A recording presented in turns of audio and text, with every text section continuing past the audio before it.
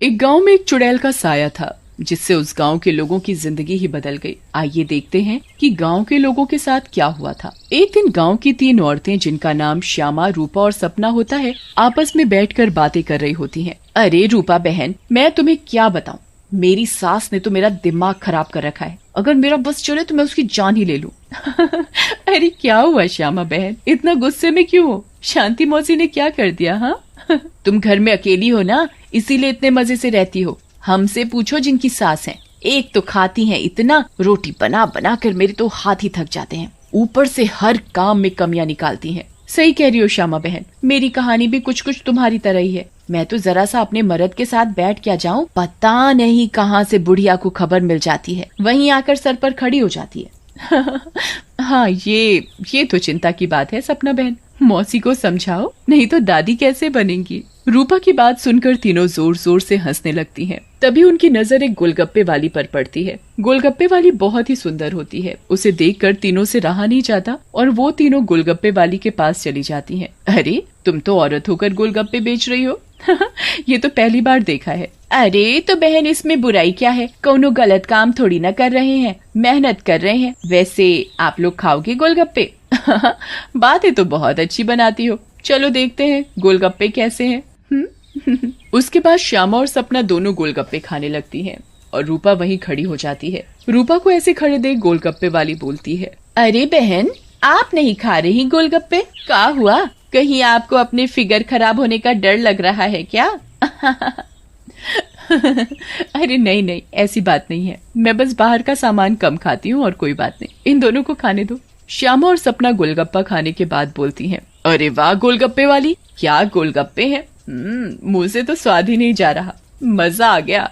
ऐसे गोलगप्पे मैंने जिंदगी में कभी नहीं खाए, तुम तो रोज आया करो, मैं तो रोज ही खाऊंगी। हाँ हाँ हाँ बहन जी, ये भी कहने की बात है, अब तो मैं रोज ही आया करूंगी, नया नया काम जो खोला है। उसके बाद वो गोलगप्पे वाली वहां से चली जाती है और वो तीनों औरतें भी अपने अपने घर चली जाती हैं। अगली सुबह रूपा पानी भरने के लिए कुएं पर जाती है। वहाँ औरतें आपस में बातें कर रही होती हैं। अरे रूपा बहन, पता है तुम्हें श्यामा और सपना कहाँ है? कहाँ है मतलब? अरे अपने घर पर होंगी और कहाँ? आहा, अरे नहीं रूपा बहन, वो दोनों अपने घरों से गायब हैं। कोई कह रहा था कि उनका चक्कर चल रहा था मर्दों के साथ और उन्हीं के साथ घर छोड़कर भाग गई हैं।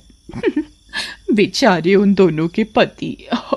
रूपा को ये बात सुनकर बहुत गुस्सा आता है और वो बोलती है, तुम्हें शर्म आनी चाहिए, औरत होकर औरतों के बारे में ऐसी बातें करते हो।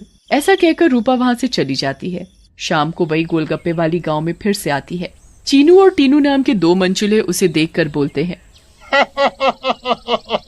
अबे टीनू, वो देख क्या लड़की है, एकदम एक नंबर, ये तो तेरी भाभी बनने लायक है बीड़ू। सही कह रहा है चीनू, लेकिन इसमें थोड़ा गलती होने का, ये अपन की नहीं, तेरी भाभी बनने लायक है, समझा क्या? फिर वो दोनों गोलगप्पे वाली के पास जाते हैं और बोलते हैं, ए गोलगप्पे वाली, क्या गोलगप्पे खिलाएगी हम दोनों को? आप दोनों भी कैसी बातें करते हैं, ये गोलगप्पे क्या मैंने पानी भरकर होली में मारने के लिए रखे हैं? आप बहुत मजाक किया हो मेरी तरह। वैसे क्या नाम है आपका? नाम में क्या रखा है साहब, आप गोलगप्पे खाइए ना, अगली बार आऊंगी तो नाम भी पता चल जाएगा। फिर चीनू और टीनू गोलगप्पे खाने लगते हैं। वाह, क्या गोलगप्पे हैं, इतने टेस्टी, लगता है तुम्हारे हाथ चूम लूं। मजा आ गया, मजा। फिर टीनू और चीनू गोलगप्पे वाली के सारे गोलगप्पे खा जाते हैं। अरे आप दोनों तो बहुत सारे गोलगप्पे खा गए, कहीं आपका पेट ना खराब हो जाए। कुछ नहीं होगा हम दोनों को, हम दोनों का बॉडी एकदम स्टील के माफिक है। वैसे कल आएंगी आप यहाँ? लेकिन गोलगप्पे वाली कुछ नहीं बोलती और वहाँ से चली जाती है। रात में ज्यादा गोलगप्पे खाने की वजह से टीनू और चीनू के पेट में दर्द होता है। हाय रे, मर गया। अरे टीनू भाई, ये लड़की का चक्कर अपन दोनों के लिए भारी पड़ गया रे। बहुत तेज दर्द हो रहा है पेट में। सही बोल रहा है भाई, अपन के पेट में भी बहुत गुड़गुड़ गुड़गुड़ सा हो रहा है और टॉयलेट तो कई बार होकर आया। मर गया रे, फिर से आ गई। टीनू और चीनू दर्द के मारे पेट पकड़कर बैठे होते हैं। तभी वो गोलगप्पे वाली उनके पास आ जाती है और बोलती है, क्या हुआ मेरे आशिकों, ऐसे क्यों बैठे हो? पेट में दर्द हो रहा है क्या? तुम्हें पता था क्या मिलाया है तुमने इसमें, बताओ। लेकिन तभी गोलगप्पे वाली चुड़ैल के रूप में आ जाती है।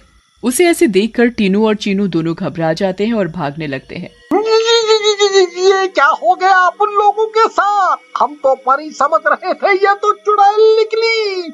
अब हम क्या करेंगे?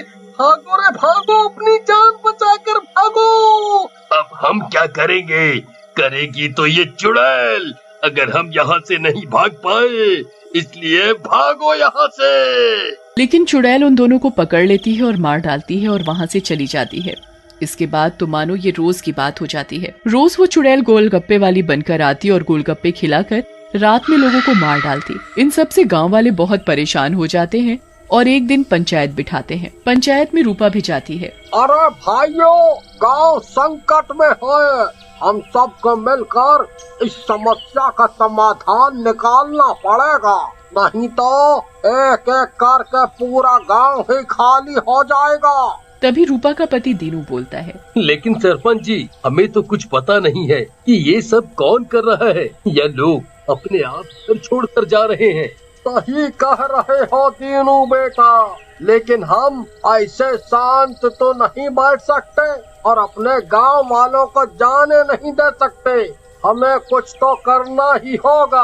हाँ। फिर पंचायत में कोई भी फैसला न निकलने पर सभी गांव वाले अपने अपने घर चले जाते हैं। उसी दिन दोपहर में चुड़ैल फिर से गोलगप्पे वाली का भेष बदलकर गांव में आती है।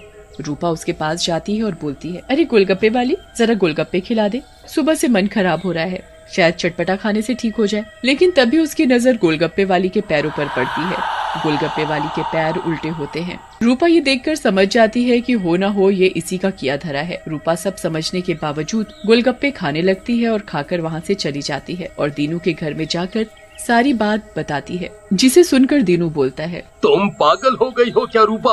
अगर उस गोलगप्पे वाली पर तुम्हें शक था तो तुमने गोलगप्पे क्यों खाए और अपनी जान जोखिम में क्यों डाली? मैंने अपनी जान जोखिम में नहीं डाली। तुमने एक बात पर ध्यान नहीं दिया, गांव में जितनी भी लाशें मिली हैं वो सिर्फ आदमियों की हैं, एक भी औरत की नहीं है। इसका मतलब ये है कि ये चुड़ैल अभी सिर्फ आदमियों को मार रही है। लेकिन रूपा, फिर भी औरतें तो गायब हो रही हैं और वो चुड़ैल निकली तो तुम उसका मुकाबला कैसे करोगी?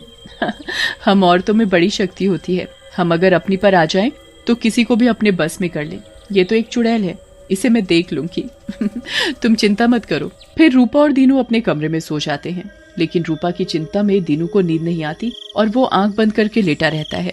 रात में चुड़ैल उन दोनों के कमरे में आती है और रूपा को यूं आराम से सोते हुए देखकर हैरान रह जाती है। ये औरत तो वाकई बहुत निडर है, क्या मत सो रही है, लेकिन आज के बाद डरेगी। ऐसा कहकर चुड़ैल सोती हुई रूपा को उठा लेती है और जंगल की ओर चल पड़ती है। दीनू भी चुपचाप चुड़ैल का पीछा करने लगता है। चुड़ैल एक गुफा के सामने पहुंचकर रुक जाती है और गुफा को खोलती है। खुल जा सिमसिम। गुफा का दरवाजा खुल जाता है और चुड़ैल अंदर चली जाती है। दीनू भी चुपके से उनके पीछे पीछे अंदर चला जाता है। अंदर जाकर चुड़ैल रूपा को एक अंधेरे कमरे में ले जाती है और रोशनी करती है। जैसे ही वहाँ रोशनी होती है, गांव की बाकी औरतें भी रूपा को दिखाई देती हैं। श्यामा और सपना भी वहाँ होती है। अरे चुड़ैल, ये सब क्या है? गांव की औरतें, तुम ये क्या कर रही हो? लेकिन चुड़ैल कुछ नहीं बोलती। रूपा बहन, ये चुड़ैल पूर्णिमा के दिन हम सब औरतों की बलि देगी, बचा लो हमें। ये बचाएगी तुम्हें। इसकी जान तो खुद खतरे में है। तभी वहाँ दीनू आ जाता है और बोलता है, रूपा की नहीं चुड़ैल, बल्कि तू खतरे में है। दीनू सब औरतों को जलती मशाल दे देता है। चुड़ैल, तूने हमको और गांव वालों को बहुत परेशान किया है, गोलगप्पों की कसम तुझे छोड़ेंगे नहीं। ऐसा कहकर औरतें चुड़ैल के ऊपर मशाल डाल देती हैं और चुड़ैल जलने लगती है।